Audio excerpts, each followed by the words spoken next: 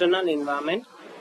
Managerial economics helps managers understand and respond to changes in the external environment. External environment માં શું હોય? Government policies આવી ગયા, technological changes આવી ગયા, માર્કેટની સિચ્યુએશન આવી ગઈ, competitors આવી ગયા, બરોબર? Awareness of factors like inflation rates, interest rates and global economic trends enables organization to adapt to external conditions. મેં કીધું એવી રીતના જ તમને ઇન્ફ્લેશનની ખબર હોય, બરોબર, ઇન્ટરેસ્ટ રેટની ખબર હોય અને ગ્લોબલ ઇકોનોમિક ટ્રેન્ડ શું છે એની ખબર હોય તો એ ઓર્ગેનાઇઝેશનને અડેપ્ટ કરવામાં, જે એક્સટર્નલ કન્ડિશન્સ છે એ અડેપ્ટ કરવામાં પ્રોબ્લેમ નથી આવતી. તો આ તમને ક્યારે ખબર પડે? when you have a knowledge of managerial economics. 10th one is performance evaluation. Managerial economics provides tools for evaluating the performance of different business units or projects. So managerial economics જે છે એ tools provide કરે છે for evaluating the performance of different business units and projects. Performance metrics derived from economic analysis help in assessing the success of strategies and initiatives.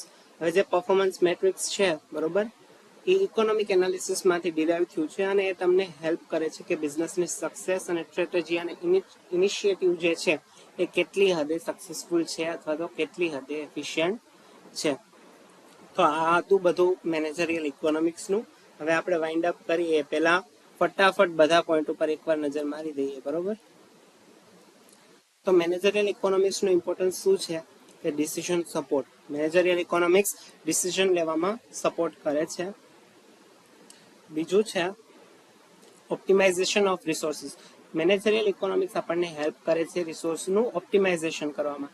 હવે resource જે છે idle પડ્યા હોય તો આઇડલ રિસોર્સનું ઓપ્ટિમાઇઝેશન કરવું હોય તો you have to know about the managerial economics. Third છે પ્રોફિટ મેક્સિમાઇઝેશન. મેનેજરિયલ ઇકોનોમિક્સનું નોલેજ હોય તો આપણે આપણો પ્રોફિટ મેક્સિમાઇઝ કરી શકીએ છીએ. Fourth one is market analysis and forecasting. Managerial ઇકોનોમિક્સથી આપણને માર્કેટ ટ્રેન્ડની ખબર પડે છે, આપણને કન્ઝ્યુમર્સ વિશે નોલેજ મળે છે. Fifth one is risk management. Managerial ઇકોનોમિક્સનું નોલેજ હોય આપણી પાસે તો આપણે રિસ્કને પણ સારી રીતે મેનેજ કરી શકીએ છીએ. Sixth one is policy formulation.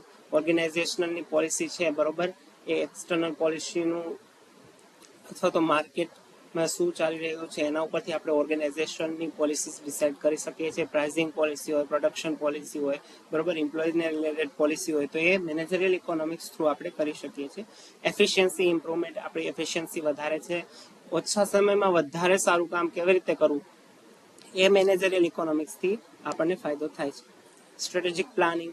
આપણે કોમ્પિટિટિવ માર્કેટમાં છીએ અને સ્ટ્રેટેજિક પ્લાનિંગમાં પણ મેનેજરિયલ ઇકોનોમિક્સ આપણને હેલ્પ કરે છે. અન્ડરસ્ટેન્ડિંગ એક્સટર્નલ એન્વાયરમેન્ટ, બરોબર, ઇન્ફ્લેશન રેટ શું છે, ઇન્ટરેસ્ટ રેટ શું છે, ગ્લોબલ માર્કેટની સ્થિતિ કેવી છે, એ બધું અન્ડરસ્ટેન્ડ કરવામાં આપણને મેનેજરિયલ ઇકોનોમિક્સ હેલ્પ કરે છે.